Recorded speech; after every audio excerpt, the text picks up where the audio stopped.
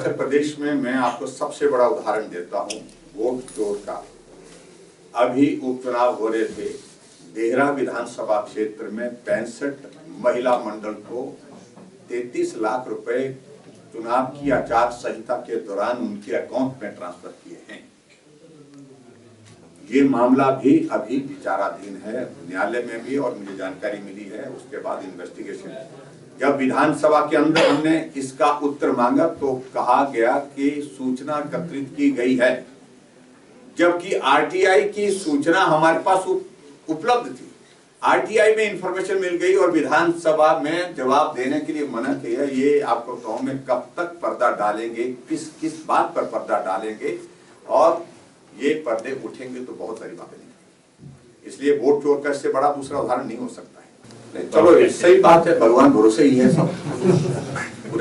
पूरी सरकार भगवान भरोसे है, और निश्चित रूप से सरकार बचाने की स्थिति जो नहीं थी लेकिन बची है, और उसके लिए हम कोई दोषी नहीं है। दोषी तो स्वयं अपने आप है। मुख्यमंत्री जब नेतृत्व नहीं दे पाते हैं तो ऐसी स्थिति पैदा होती है, और 1 साल के कार्यकाल में ही ऐसी स्थिति पैदा हो गई कि उनके 9 विधायक जो समर्थन में थे, 6 कांग्रेस के 3 निर्दलीय विधायक, वो उनसे टूट करके चले गए। ये एक लीडरशिप के खिलाफ एक बहुत बड़ा संदेश है कि आपके नेतृत्व पर प्रश्न चिन्ह है, और प्रश्न चिन्ह तब भी थे और प्रश्न चिन्ह अभी भी खत्म नहीं हुए।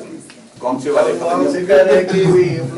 प्रेस कॉन्फ्रेंस की आपके ऊपर भी सवाल उठाया कि धर्म की पीड़ा को नजर नहीं आती, राज दे रहे थे, और या बीजेपी की सारी मंडलों ने भी ऐसा है कि निकालते कि वो अपना इलाज करें, बेहतर रहेगा, अपने सोच का बेहतर होगा। उन्हें मालूम होना चाहिए, उनको पकड़ करके लाया था, पार्टी का टिकट दिया था, चुनाव भाग गए थे, और उसके बाद फिर पार्टी में उनको दायित्व दिया गया, फिर टिकट दिया और फिर जिताया।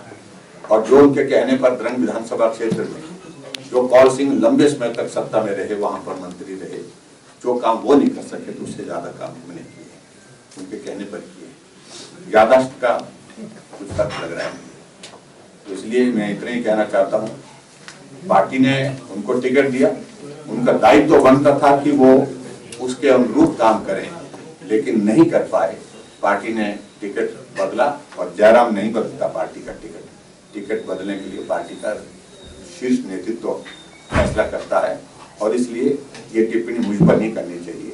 उनको अपने व्यवहार पर सोचना चाहिए कि कहाँ कमी